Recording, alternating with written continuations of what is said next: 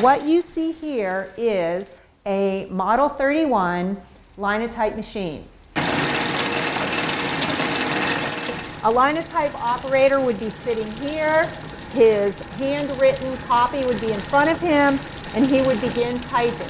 In its 1917 heyday, this linotype machine was able to increase productivity in the printing industry by a ratio of 15-to-1.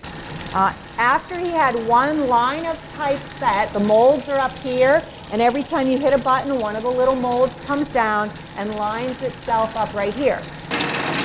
Canfield Historical Society President Susie McCabe says a good linotype operator could run 4 lines at once. Once you have that line of type done, you would hit this little lever down here and it would send it up through the machine.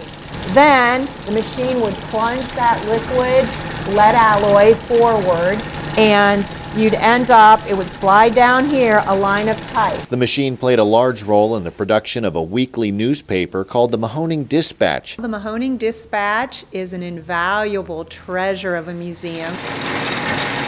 The Mahoning Dispatch began in 1877 and ran for 91 years, owned by 3 generations of the Fowler family. Founded by Henry Manning Fowler. He was a Civil War veteran and a printer by trade. When he started the business, his son, Charlie, he went into business with his dad. He was about 18 years old. He started from the ground up as what's called the printer's devil. When Henry Manning passed away in 1900, Charlie took over. He ran it from 1900 to about 1950 when he passed. All 3 of his children, Dana, Marion, and Ralph, were also involved in the business. Dana passed away early. In fact, he passed away before his dad did even. And then Marion and Ralph ran the business right up until Ralph's passing. So the way that this business is set up is really similar to a print business today. It's divided into 3 sections. You have your sales and business office, you have your composing room, and you have your press room.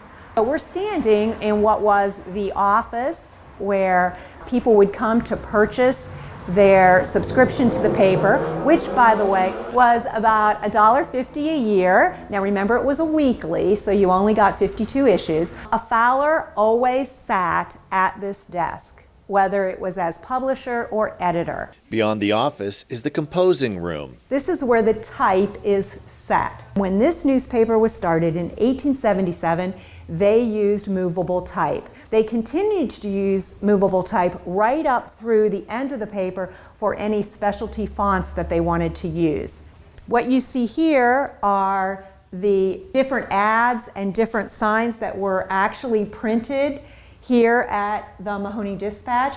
We've left what's called the chase, and we've left them set up from actual signs that they printed here back in the 1990s. Remember that it's very labor intensive, so each of those little pieces of type had to be taken out, locked into the chase, in order, centered. It wasn't just a button that you push to center or flush right or flush left. It was actually pretty labor intensive. When the type was set and the chases were loaded, they were taken back to the press room. Located here is our large flatbed press.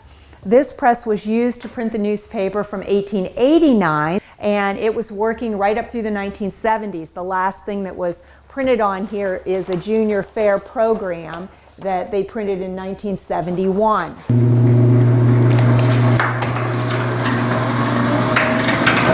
In addition to printing the newspaper, we did a lot of sign work here, and this press was used to do a lot of signs. It was purchased in the 1920s. It still works today.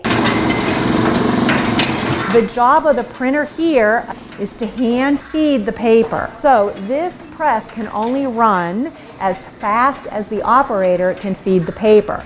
If you look at the walls and how dark it is, that's ink.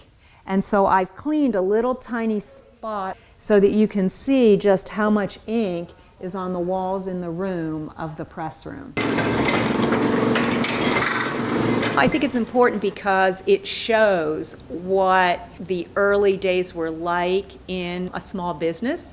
It shows the progression of the printing industry, And I think people can understand or appreciate all of the work that went into printing a newspaper or even just printing a sign. In tomorrow's Daily Buzz, we'll take a look at how Canfield is collaborating with other historical societies to preserve the Mahoning Dispatch newspaper and the history it holds.